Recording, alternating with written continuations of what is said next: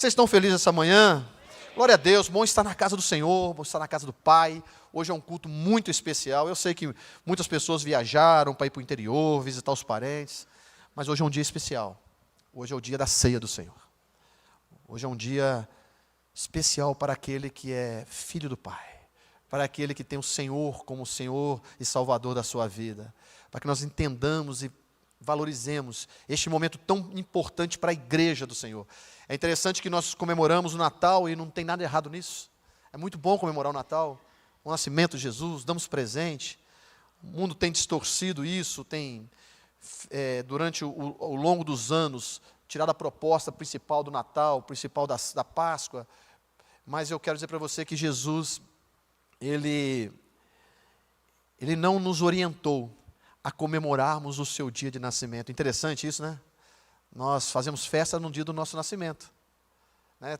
É bom fazer aniversário, é bom comemorarmos mais um ano de vida, e está tudo certo, não tem nada errado, viu, irmãos? Não tem nada errado nisso. Mas Jesus falou que nós deveríamos lembrarmos todas as vezes que nós nos reuníssemos com um momento como esse, para lembrarmos, não do nascimento, mas da morte dele. Porque o nascimento é só o início de um propósito pelo qual ele veio.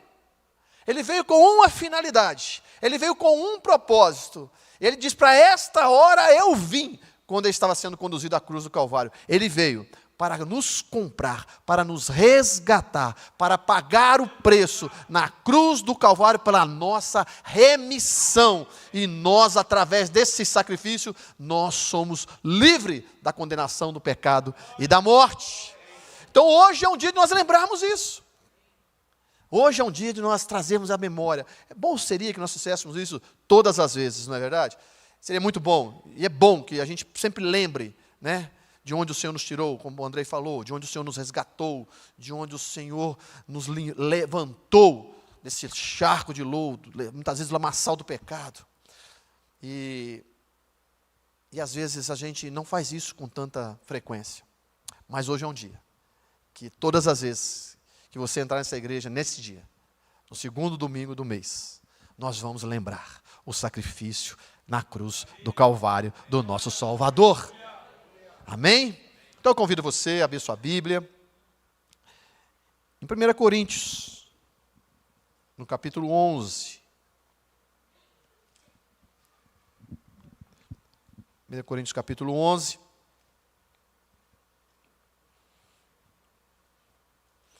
Que nós vamos ver uma instrução que Paulo está dando à igreja de Corinto.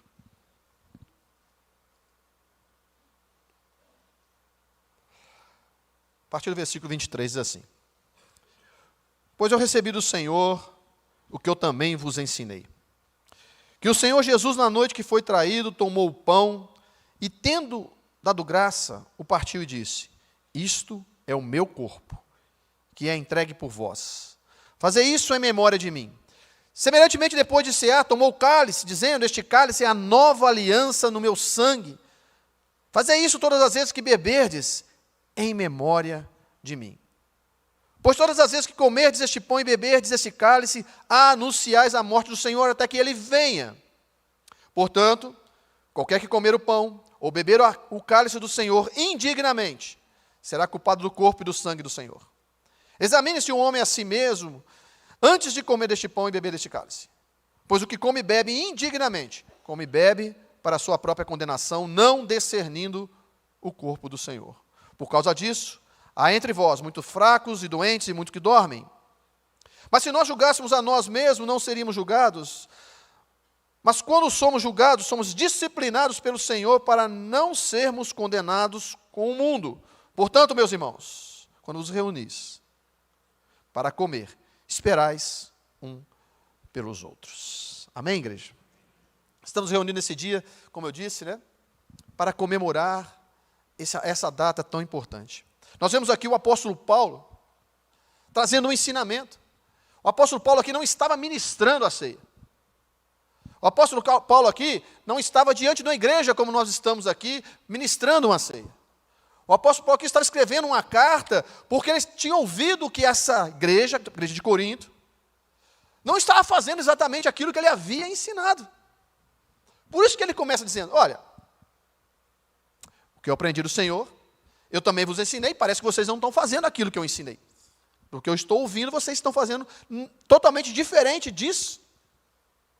Porque este momento, meus irmãos, de reunirmos, era o momento da igreja estar juntas, próximo, lembrando dessa fase, desse momento. E a igreja aqui estava reunida, sim, até que o ambiente estava o mesmo, estavam reunidos. Porém, não estavam reunidos para servir a ceia do Senhor, porque cada um estava comendo a sua própria ceia. E esse ambiente é um ambiente de comunhão. A igreja do Senhor é uma igreja em que há comunhão.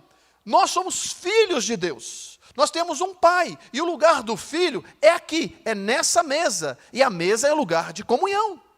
É tanto que a Bíblia nos fala que o local do filho, que esse momento de comunhão da mesa, esse momento é um momento importante. É interessante como fica cravado, assim, sacramentado, que o lugar do filho é a mesa com o Pai.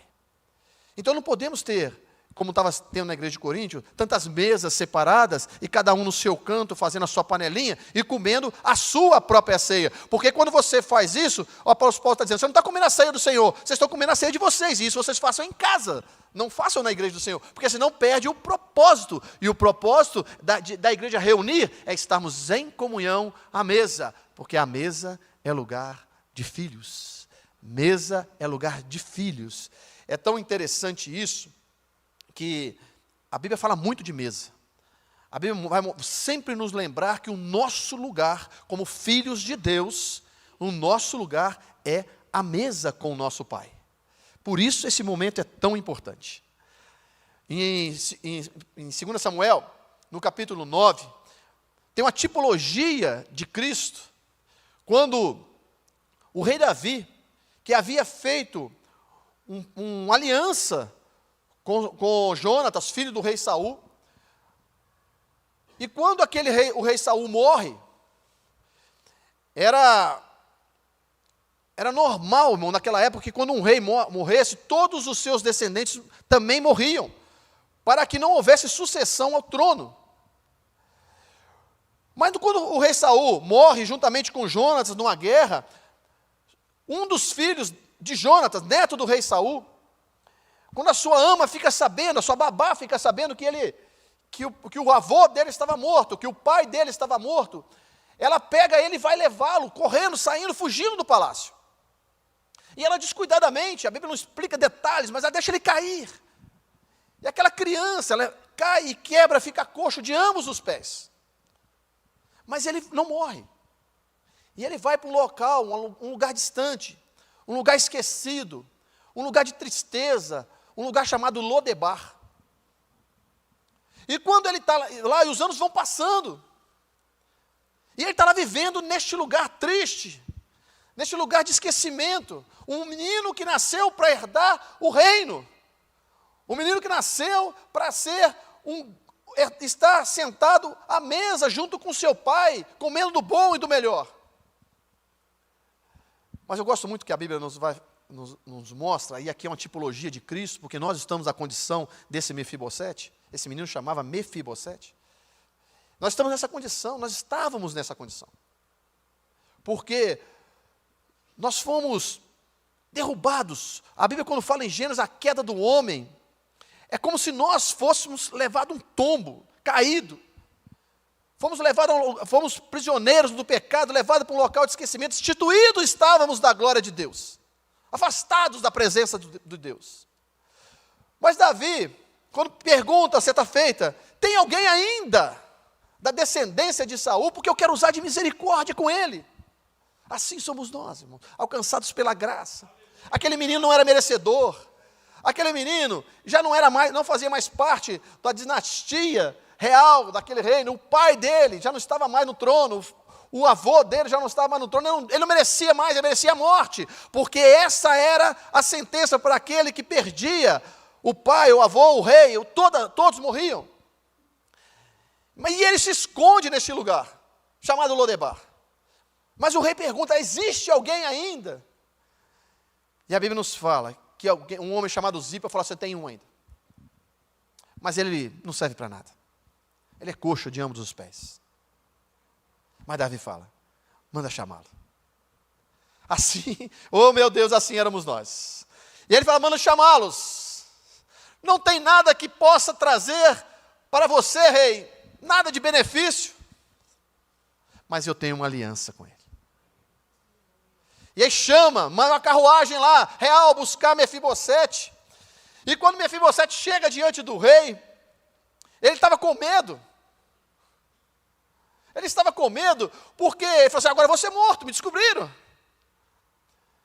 E o rei falou assim, calma, entenda uma coisa, eu não vou te matar.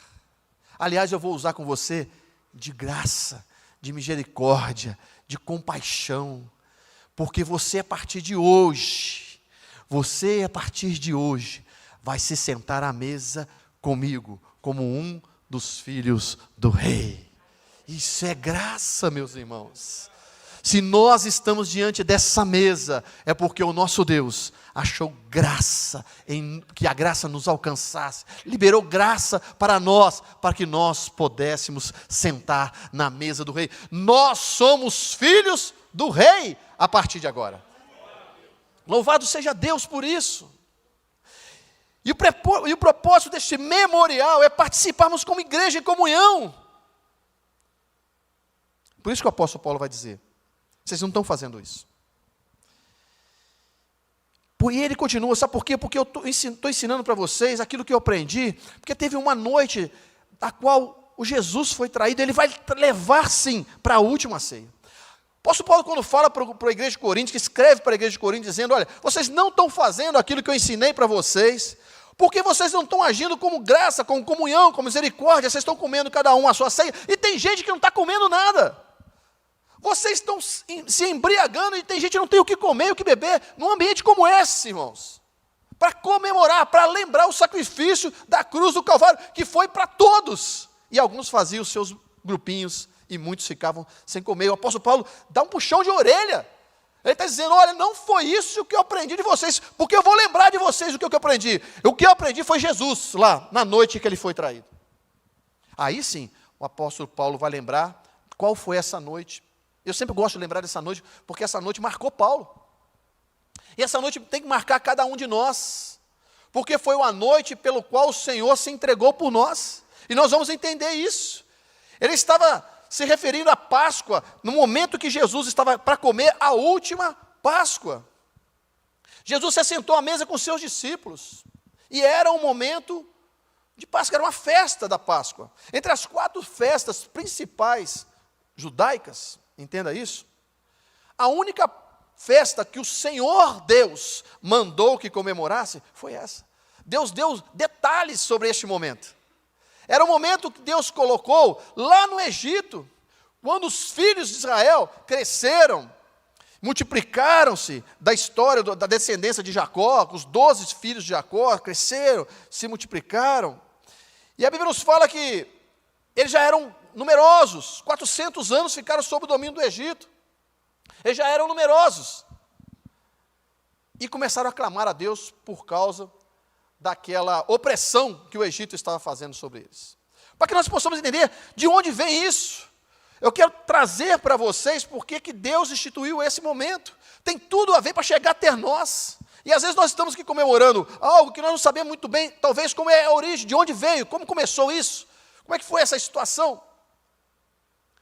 Então a Bíblia nos fala em Êxodo 12, que quando, depois de passarem 9 pragas no Egito, Deus vai mandar que o anjo, vai deixar que o anjo da morte passe sobre o Egito e ceife a cada primogênito, tanto dos animais quanto dos homens, todos primogênitos.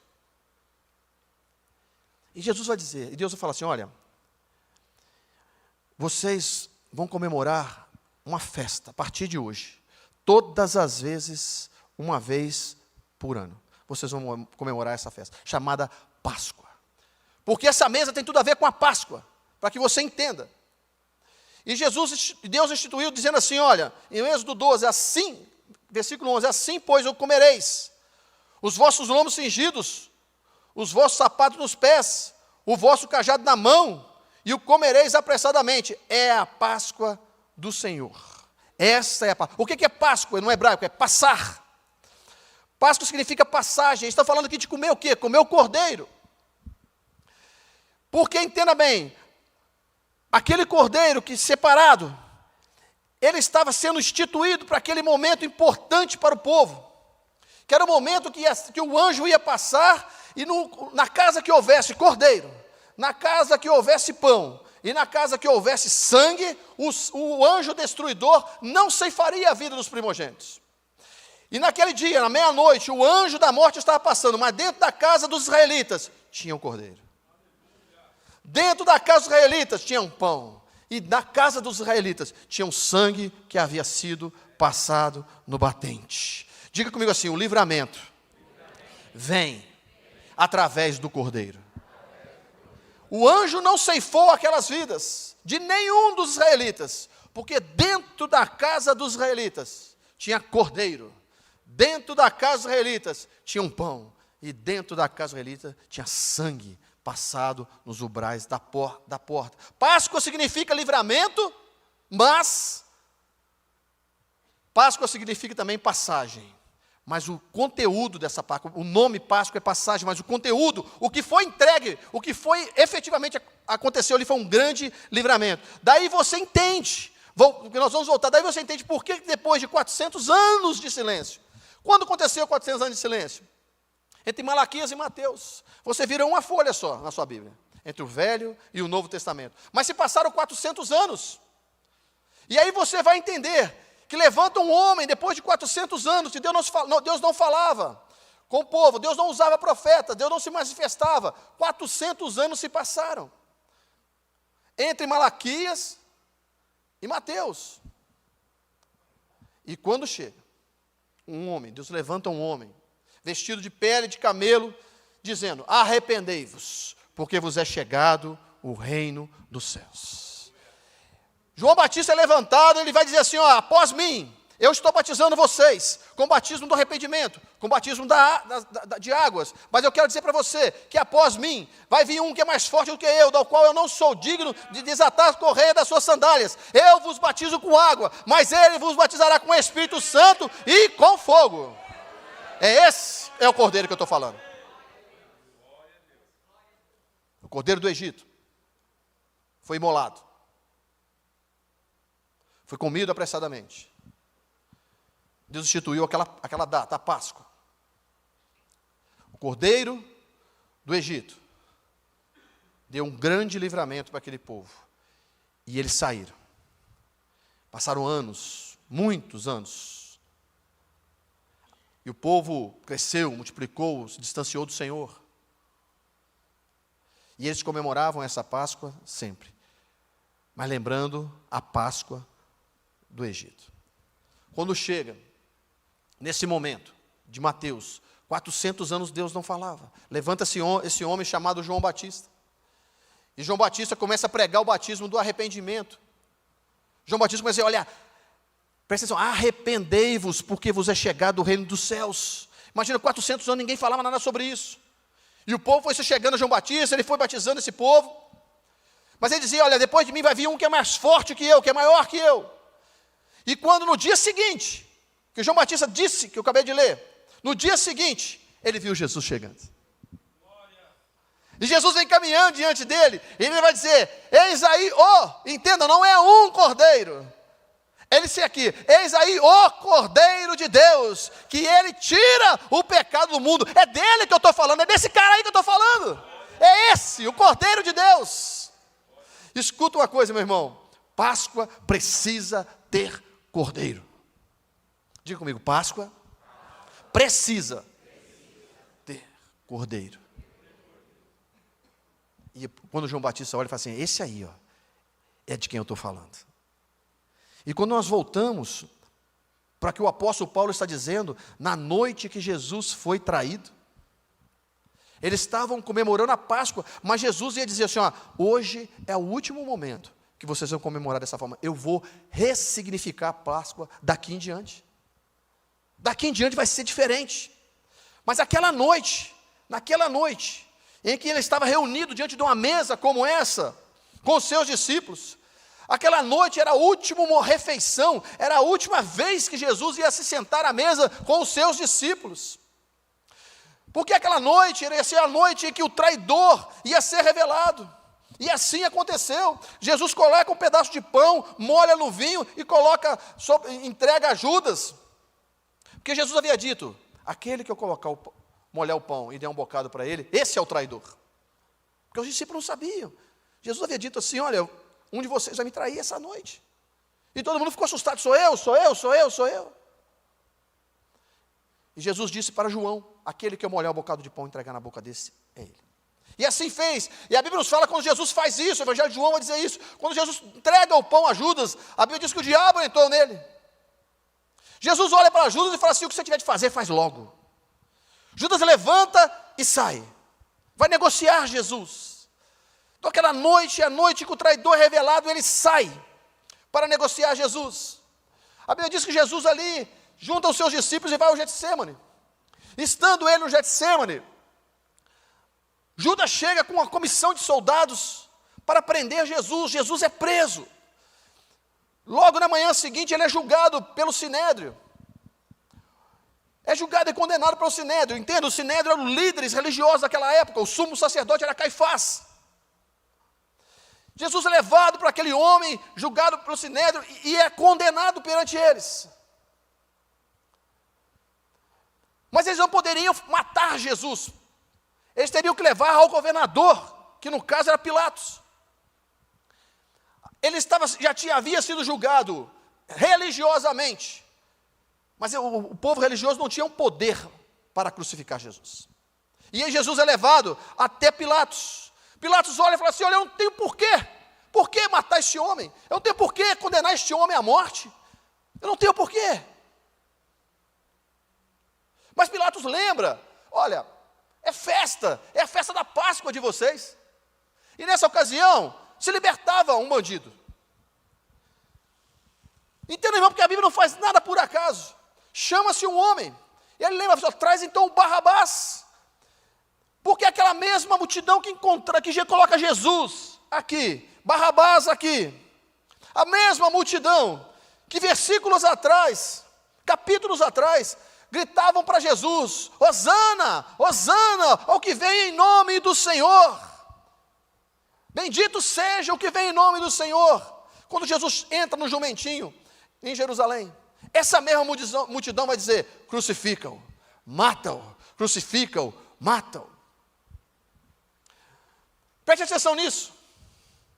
Eu sei que dá muita raiva dessa multidão. Sim ou não? Dá raiva. Meu Deus. Gritar para o nosso Jesus, morre, matam, crucificam. Eu sei que dá raiva. Mas entenda uma coisa. Nada é por acaso, irmãos. Nada na Bíblia é por acaso, tudo tinha um propósito. Deus sempre está no controle de todas as coisas, entenda isso. Mesmo que você não entenda o que está acontecendo, mesmo que você não veja o que está acontecendo, mesmo que não tenha respostas para vocês, Deus sempre está no controle de tudo. Não existe nada para Ele que Ele pega de surpresa. Jesus, nós chamamos Jesus, mas no hebraico não existe a palavra J no hebraico. Então o nome de Jesus no hebraico é Yeshua, que significa Salvador, diga Salvador.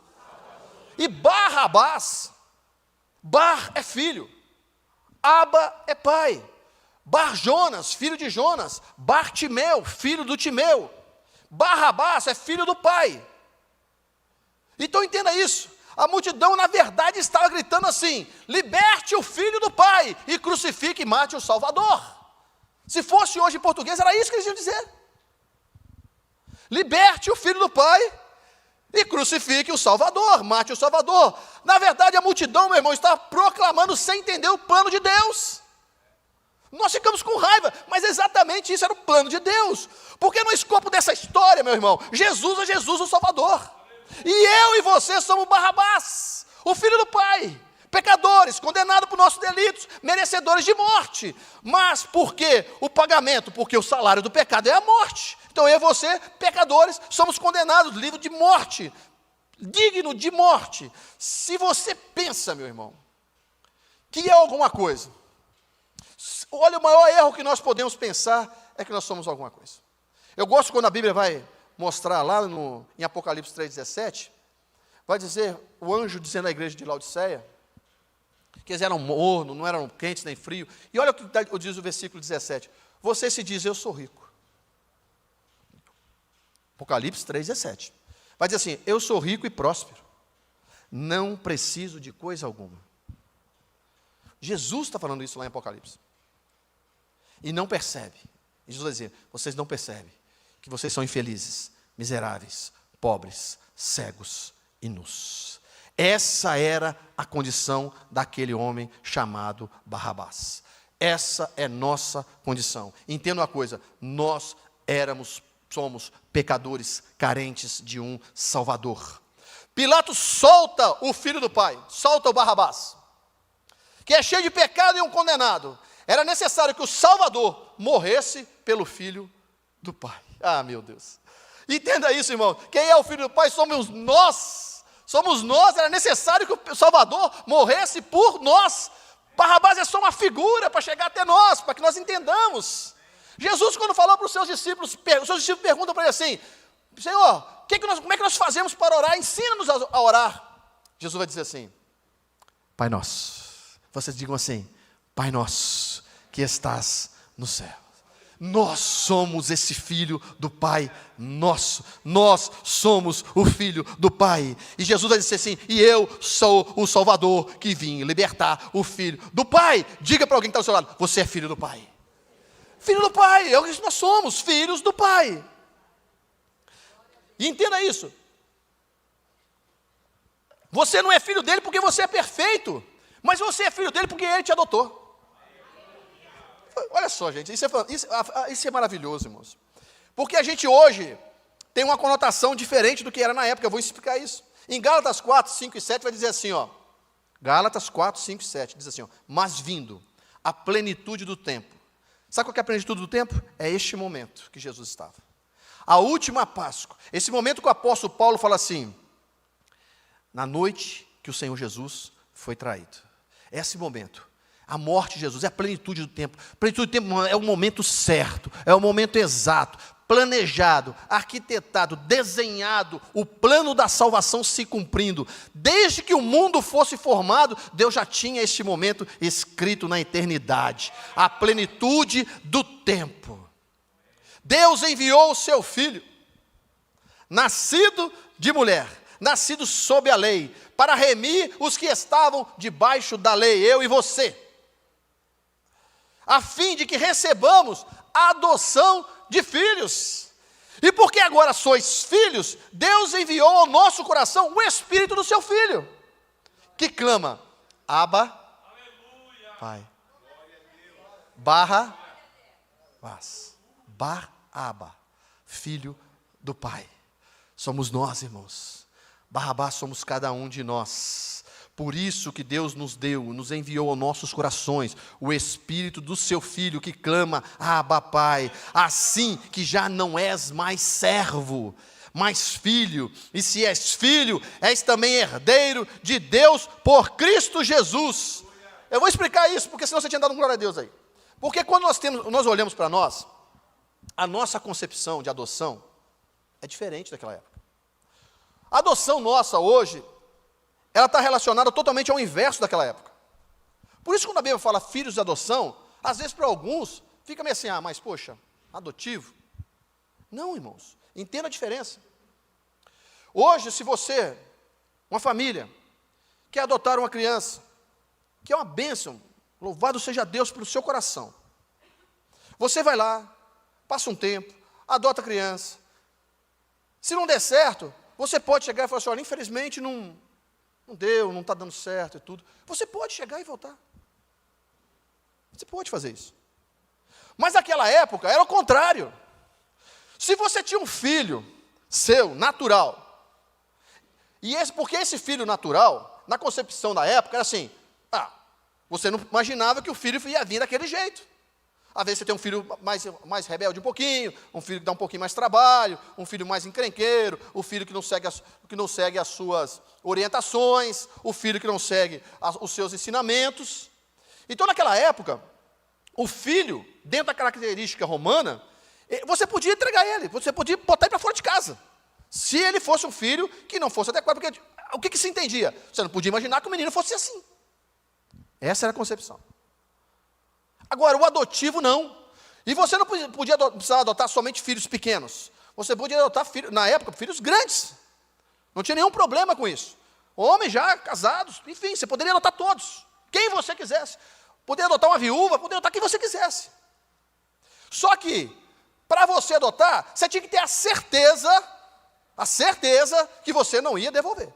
Porque é diferente de hoje. Porque se você adotou, você viu, você escolheu, você entendeu que ele é algo importante para você. E a partir do momento que você não tem surpresa, porque ele não foi gerado no seu ventre, você não sabia como ele ia ser quando crescesse. A partir do momento que você tem a certeza, você adota. Mas o Império Romano não te dava em momento algum o direito de devolver.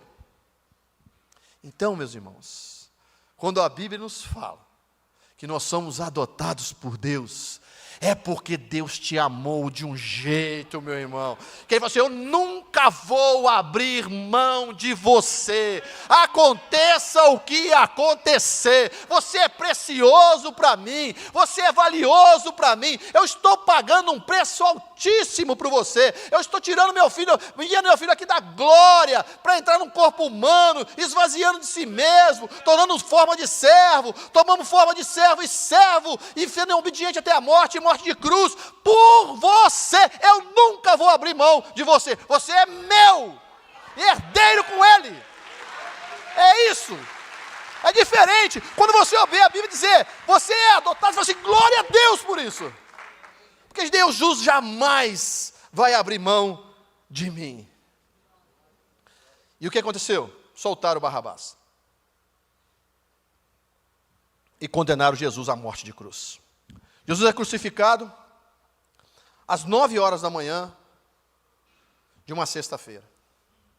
Entre o local da sua condenação, aonde ele foi chicoteado, aonde ele foi colocar uma coroa de espinho, onde foi cuspido, o caminho que ele fez até chegar à cruz era cerca de 500 metros, meio quilômetro. Parece pouco. Mas depois de Jesus ter sofrido as chicotadas que ele sofreu, depois de ser judiado como ele foi, aqueles 500 metros pareciam muitos quilômetros. Mas Jesus foi levando. E às 9 horas da manhã, pregaram ele no lugar chamado Gólgota, que significa caveira. Ao meio-dia, houve uma grande escuridão, trevas sobre a terra. E às 15 horas, 3 horas da tarde de uma sexta-feira, ele levanta a voz e diz, Elohim, Elohim, lama sabachthani. Deus meu, por que me desamparaste? Porque naquele momento, ele estava levando sobre ele todo o pecado da humanidade. Naquele momento, ele estava morrendo por meu e pelos seus pecados. E por fim, ele diz, tetelestai, está consumado, Pai. Pai, está entregue aquilo pelo qual eu vim, está consumado. Mas num domingo como esse, pegaram Jesus, tiraram Jesus da cruz, levaram Jesus até um sepulcro, fecharam o sepulcro com uma pedra.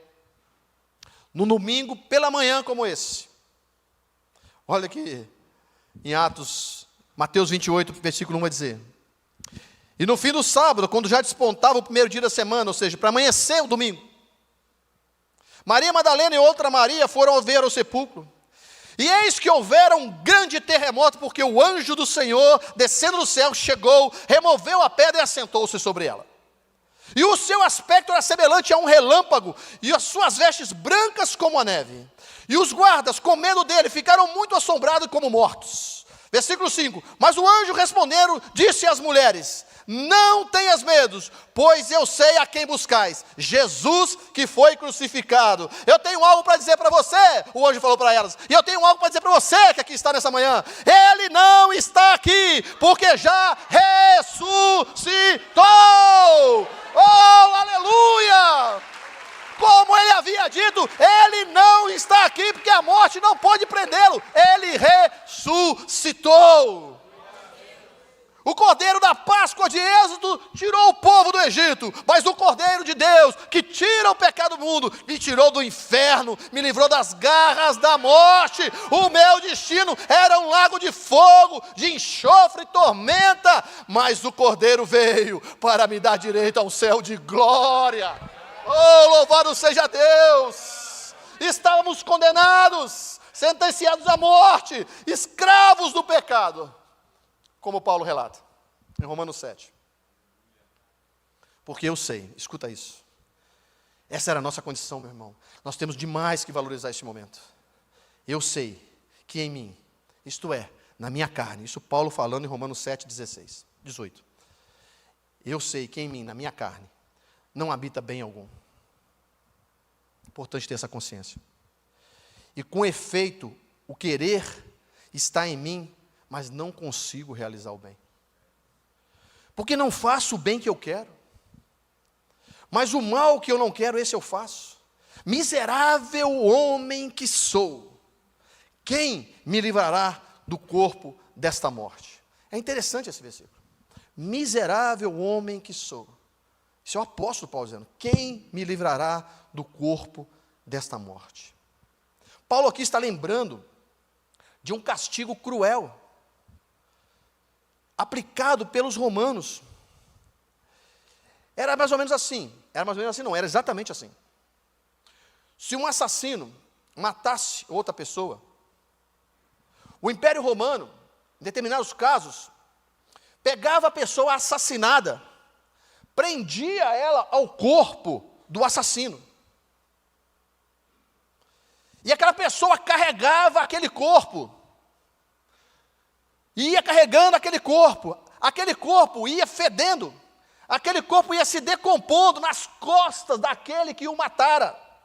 Era uma sentença de morte lenta e gradativa, até que aquela contaminação que estava comendo o corpo do assassinado, do que morrera, também matasse aquele que o tinham assassinado.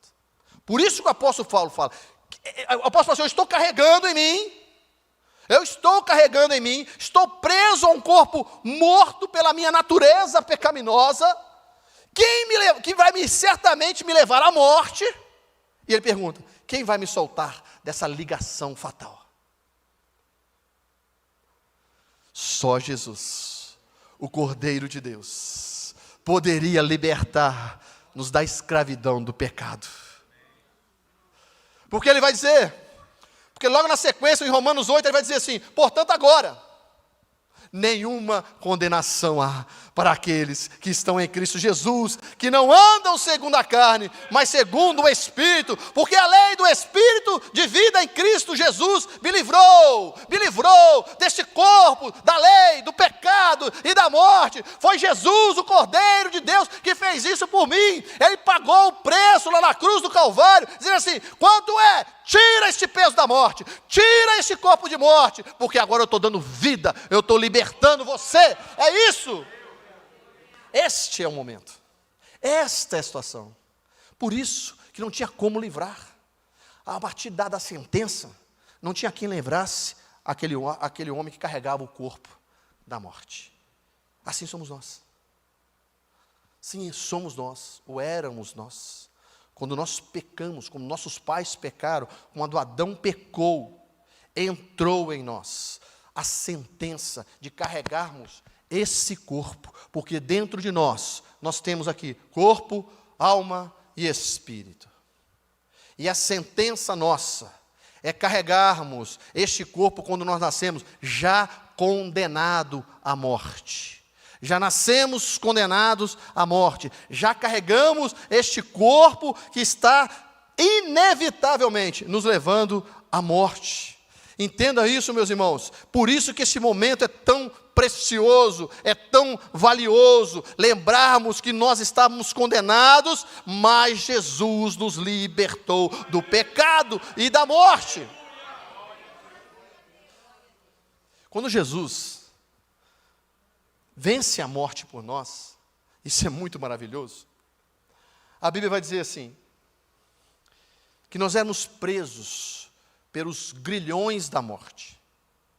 E tem uma diferença muito grande entre grilhões e aguilhões, ou aguilhão. Porque quando os grilhões é quando a morte vem, nos prende com correntes, os agrilhões são correntes. E o guilhão é aquela parecendo com uma foice pontiagudo, que vai ferindo e vai machucando, para que você não saia do caminho que ela está te levando. Então você imagina só, a diferença, o que Jesus fez por nós. Quando nós éramos presos, estávamos presos pelos pecados, os grilhões é o pecado. E o aguilhão é a ferramenta que nos machuca. Então eu e você estávamos presos por grilhões de pecados. E a morte era certeira, porque nós éramos conduzidos pelo pecado. Por isso que o apóstolo Paulo fala assim: o bem que eu quero fazer eu não faço, o mal que eu não quero, este é o que eu faço. Como eu faço para me livrar desse corpo que está sobre mim? O corpo dessa morte. Então imagina a sua situação. Você, preso pelo pecado, nasce com esses grilhões. A morte vai durante a sua vida te conduzindo em pecado, te machucando, te ferindo, te sangrando. O aguilhão é um ponteiro pontiagudo. Vocês já viram? Me entendendo? Diga amém, por favor. Parece uma foice, né? Tatuca desenha aí, tem a morte com aquela foice na mão, que chama guilhão. E ele vai. Só que eu fico imaginando a cena. Quando você morre, a morte vem e fala assim: esse aqui já é meu. Já está preso. Já é meu. Vou aqui, põe os grilhões e vai te levando para a eternidade longe de Deus. Mas imagina a cena, me permita parafrasear isso aqui, quando Jesus, ressuscitado, morre, a morte vem e fala assim: esse aqui também eu vou pegar, e vai tentar colocar os grilhões em Jesus. Mas ela não consegue, porque a Bíblia diz que os grilhões da morte não poderiam segurá-lo. E é por isso que o apóstolo Paulo vai dizer assim: ei morte, cadê o seu aguilhão, morte? Aonde está a sua vitória, ó morte? E essa mesma bênção, esse mesmo livramento que Jesus, que é a primícia dos que ressuscitaram, nós receberemos também, porque a morte não tem mais poder sobre nós. Eu e você podemos dizer assim: morte, aonde está o seu aguilhão? Morte, os seus grilhões não têm mais poder sobre a minha vida, porque aquilo que me condenava, aquilo que me aprisionava, aquilo que me prendia no pecado, Jesus morreu por isso, pagou esse preço. Essa condenação, morte, que quando eu morresse, você vinha para me levar, foi pago na cruz do Calvário. Então já não sou eu que vivo, morte, mas agora é Cristo que está vivendo em mim. Por isso, meus irmãos, que este momento de ceia é um momento que nós temos que refletir muito e ter uma gratidão no nosso coração ímpar, porque o que Jesus fez por nós. Por isso que nós estamos aqui. Hoje, nós não temos mais aqui o cordeiro. Mas você falou, pastor, que ceia tem que ter cordeiro? Você não falou, pastor, que ceia é cordeiro, pão e sangue? Sim. Mas hoje, o Cordeiro de Deus está aqui. Ele só não está sobre a mesa, ele está dentro de nós. Então nesse ambiente tem tudo que nós precisamos para lembrar daquele sacrifício. Tem um cordeiro dentro de nós, tem o suco de uva representando o sangue, e tem o pão representando o corpo vertido na cruz do Calvário. Louvado seja Deus. E eu quero voltar agora para 1 Coríntios 11, e eu quero finalizar. Quero pedir para o louvor subir, o pessoal também pode já preparando para distribuir a ceia. Eu tenho algumas reflexões para fazer neste momento. Voltando a 1 Coríntios 11. Apóstolo Paulo aqui ensinando a igreja de Corinto, ensinando a igreja aqui, central em São Bernardo do Campo. Ele vai dizer: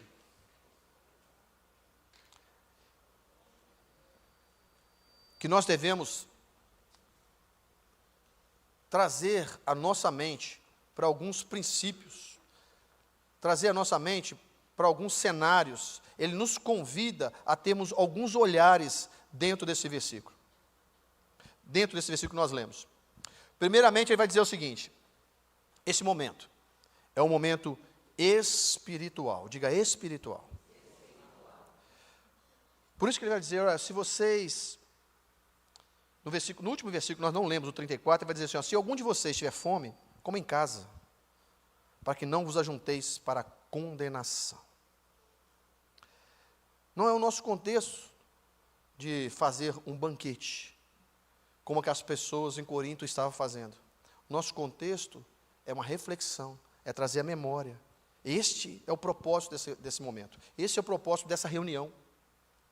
Então ele vai dizer assim, olha, eu vou convidar vocês a entenderem que isso aqui, quando vocês reunirem para esse momento, é um momento espiritual. Por quê? Porque está falando, façam isso em memória dele.